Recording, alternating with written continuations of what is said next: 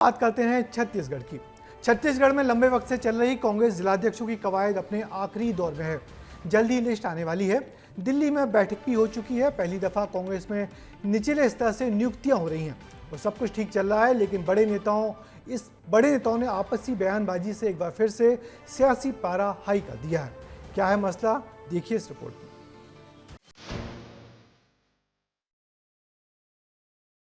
देखिए, हमारे सब नेताओं से चर्चा हो रही है अलग अलग, मगर दुर्भाग्य ये है कि पीसीसी और सीएलपी की चर्चा नहीं हो पाई है, इसलिए मैं भी कुछ नहीं कह पाऊंगा। अभी हम लोगों की राय ली जा रही है, बाद में सब सीनियर लोग बैठ के यहाँ तय करेंगे। दिल्ली में बैठक के बीच बाहर निकले छत्तीसगढ़ कांग्रेस के सीनियर लीडर चरणदास महंत दुर्भाग्य की बात कह रहे हैं। उनका यह बयान छत्तीसगढ़ कांग्रेस जिलाध्यक्षों की लिस्ट को लेकर सामने आया।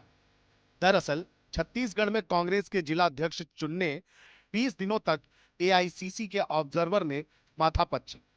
कांग्रेस के कार्यकर्ताओं से लेकर वरिष्ठ नेताओं और समाज के अलग अलग वर्गों से भी रायशुमारी की गई, जिसके बाद दिल्ली में जिलाध्यक्षों के पैनल पर फाइनल डिस्कशन, लेकिन लिस्ट सामने नहीं आ सकी। दिल्ली में हुई बैठक में 6 नामों का पैनल तैयार।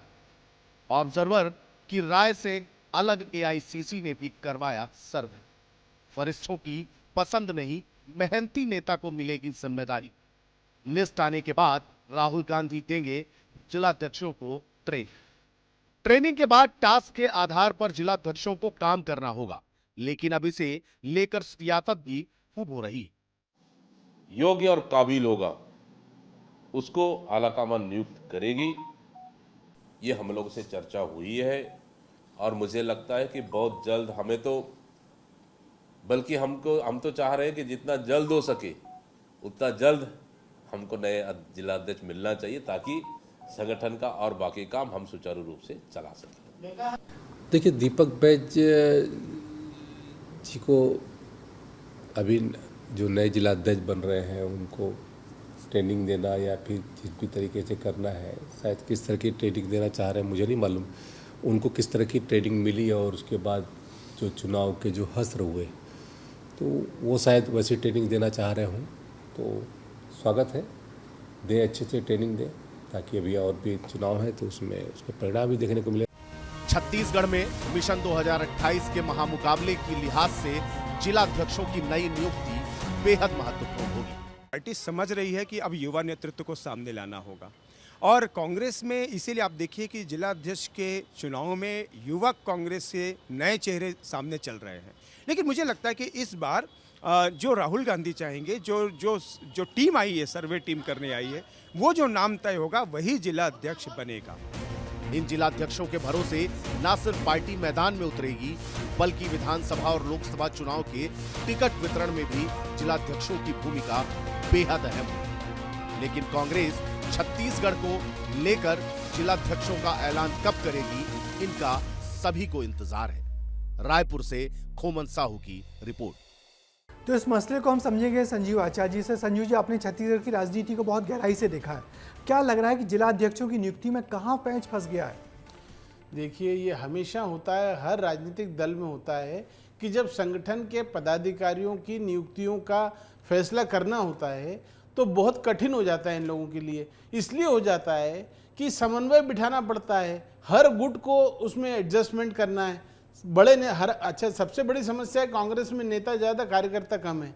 अब जो नेता हैं उनको अपने कार्यकर्ताओं को एडजस्ट कराना है। पार्टी चूंकि वहाँ पर विपक्ष में है और विपक्ष में जो राजनीतिक दल होता है उसकी ज़्यादा जिम्मेदारी होती है कि उसका संगठन मजबूत हो, उसमें ऐसे पदाधिकारी हों जो सड़क पर उतर के संघर्ष करने की कभी भी स्थिति में रहें, और ऐसे लोग ना हों जो कि घरों में बैठ जाएं। अब वहाँ पे आपस में चरणदास महंत हैं या भूपेश बघेल हैं या बाकी नेता हैं, अब ये कांग्रेस में नहीं है, बाकी जगह भी होता है कि इनके आपस में गुटबाजी हर जगह होती है। चाहे कितना भी पार्टी ऊपर से केंद्रीय स्तर पर कह ले कि नहीं आप गुटबाजी नहीं करेंगे और फैसला निचले स्तर पे होगा और चुनाव के साथ होगा, लेकिन मुझे लगता है कि उसमें भी चयन के बावजूद भी असंतोष बना हुआ है और इसीलिए निर्णय नहीं हो पा रहा है। मगर बड़ा सवाल है कि अचानक राहुल गांधी को क्या सूझी है कि दिल्ली से जिलाध्यक्ष बनाने की। मध्य प्रदेश में भी ऐसे जिलाध्यक्ष बनाया गया मगर यहाँ भी काफ़ी असंतोष रहा।